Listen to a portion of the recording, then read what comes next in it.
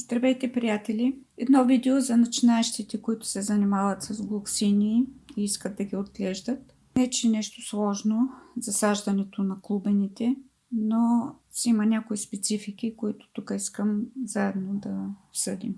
Засаждането на клубените става през пролетта, когато те тръгнат да прорастват. Днеска съм избрала някои по-специални случаи, за да ви покажа как става това. Ето тук имам два вида саксийки. Това е номер 9 и едни по-големи саксийки, които са 10,5 фи. Това е водичката, в която има 1 мл проплант на литър вода. Така, взимам първия случай, който искам да ви покажа. Ето тук какво се е случило. Има един расток, който е много голям и един мъничък от клубена. Големия расток е прераснал и това, което ще направя, изваждам го от зип пакета. Това, което ще направя, е да махна големия расток, тъй като той е много голям и е прераснал. Остава по-малкото расточе, което ще засада в една от по-малките саксийки V9. Насипвам торф. Използвам торф с перлит, леко влажен, предварително леко увлажнен. Правя дупчица и го поставям в тази дупчица. То трябва да се показва расточето над повърхността на почвата. След това поливам с тая хладка водичка, не студена, хладка водичка с малко проплан в нея и това е готово. След което си слагам лепенката, за да не объркам кой е клубена. Тук съм записала и кога е прибран, на 12 октомври. Клубена и след това слагам една лепенка, кога съм го прихвърлила в саксийка, 14 април. Също така записвам и колко е голям клубена, този беше около 3 см. Записвам 3 см клубен и го залепвам също върху саксийката, за да може който получи тази саксийка да знае каква е големината на клубена. Другия случай е ето тук. Отново две расточета, горе-долу с еднаква големина. Записала съм, че клубена е голям. Изваждам ги. Клубена наистина около 4-4,5 см. Тук също едното ще го махна. Сега тези, които махате, защото трябва да има едно само, иначе си пречат. Тези, които махате, можете да си ги присъдите отново в някаква по-малка кофичка, примерно от кафе, и да си ги доотгледате. От този имам доста, така че не смятам да ги съда. Поправя, наслагвам торф, правя дупчица и поставям клубена в нея. Да се вижда какво правя. След това добавям малко. Той трябва малко да се показва над повърхността. Поливам. След като са така готови, трябва да се сложат някъде на светло. Глоксинията е много светлолюбиво растение и обича светлина и не само светлина, ами и слънце.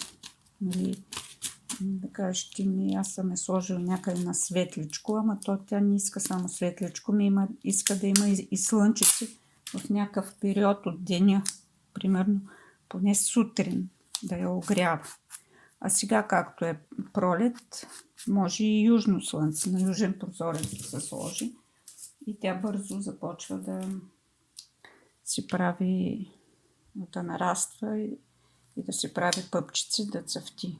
Слагам днешната дата, написвам клубен 4 см за моя информация и за информация евентуално на този, който ще си придобие това растение. Ето тук имаме един, който е самичък, в смисъл няма две расточета, има само едно. Внимателно ги изваждам, те са си пуснали корени вече и расточки. Ето го клубенчето, около 2,5 см. Има си едно разточе, хубаво е, има си коренчета. Слагаме на саксийката и насипвам торф. Правя една дупчица и в нея поставям клубенчето. Досипвам. Внимателно трябва. След което поливам. Не поливайте в началото много. След това, ако се налага, ще дополейте малко. Така или иначе торфа си е влажен.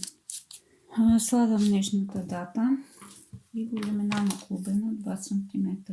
Ето го, готово е. Какъв друг случай има? Ето тук има два разтока от този голям клубен, 13,7 сеенец.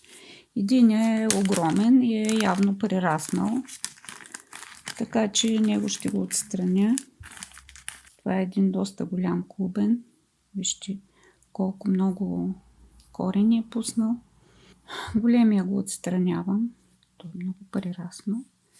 И остава малкото разточе, от което ще чакаме. Тук има още и това малкото ще го засадя. От него бързо ще тръгне растението, защото клубена си е голям, ще даде енергия на растението. Понеже е голям, слагам по-малко, за да може да отиде по-надълбоко. И след това отгоре досипвам. То трябва да се показва над повърхността. Ето го. Ако трябва, после можете да досипвате още или да ги прехвърляте. Ако клубен е много голям, е добре да се прехвърлят. Дори и по-малките клубени. Глоксинията обича пресаждането. Трябва да се пресажда многократно. Тогава тя се впуска да расте. Така, слагам си бележчицата. 14 четвърти. Слагам тази бележка. И ето го, готово. От тук отиват някъде на светличко, на слънчици. Ето тук още една люксор. Пише, че клубен е голям. Не съм записала каква е големината. Ето го. Значи тук имаме две разточки. Едната е много мъничка, другата си е нормална. Ще оставя тази по-голямата. Съвсем мъничката ще я махна. Можете да не махате едната разточка, ако са две, и да ги оставите и двете, като пресадите, и когато порасне, тогава да отрежете с макетно ножче едната до основата на почвата и да си я насадите като пасенка. Това също може да си го правите, вместо да ги хвърляте. Ако примерно сорта е много ценен и не искате да ги губите, слагам го в една по-голяма саксийка, защото клубена е голям. Ето така. И сега ще досипа. Той трябва да се показва над повърхността.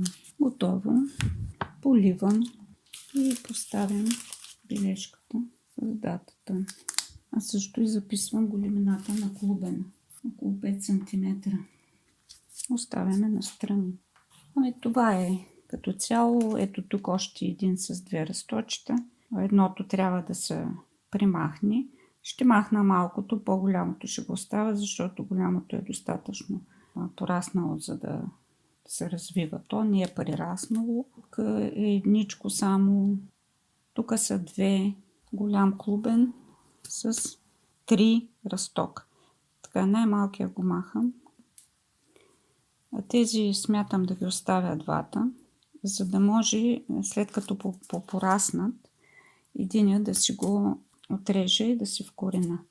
Ето вижте този клубен. Този клубен е бил наранен и изрязан. След това съм го топила в калиев перманганат. Той се е излекувал и сега си е пуснал коренчета, разточки и може да се използва. Ако имате болен клубен, изрязвате до здраво място, го обеззаразявате, може с калиев перманганат. Да, разтвор на калиев перманганат. Топите го за половин час, след което го просушавате и си го прибирате. Ето тук случай е такъв. Значи слагам клубена с двете разточки и едната ще отстрана, когато порасне достатъчно, за да мога да я вкореня. Другата ще си остане върху клубена. Поливам. Показах ви няколко варианта. Когато са две, когато едната е прераснала, когато е само една. Ако са повече от две, нали, три, примерно една трябва да остане, защото иначе си пречат. Тук искам да ви покажа. В тази кутия съм прибрала клубените, които извадихме с вас от сеянците в това видео през февруари месец. Ето пише 11 февруари. Те са си почивали точно 2 месеца и ето, че са пуснали расточки. Че са пуснали ето първия, втория също е пуснал, третия. Всичките са пуснали, имат много хубави бели коренчета. Сега ще засада и тях, за да видим какво ще излезе от тези. Ето тук има 2 разтока. Един ще го махна, другия ще остане. Пропуснах да ви кажа, че след като насадите клубените в саксийки, трябва отгоре върху саксийката да сложите по едно найлоново пликче. Ето така. Ето прозрачно пликче и отдолу го затваряте. И така. В този вид го оставяте седмица, за да се вкорени. След това постепенно плика го отваряте малко по малко, да се адаптира към външния въздух.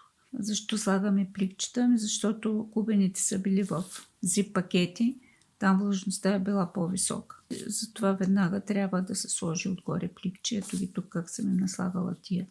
И след седмица започвам да ги отварям. Това е. Дано съм ви била полезна. Лек ден ви пожелавам и успех с цветята.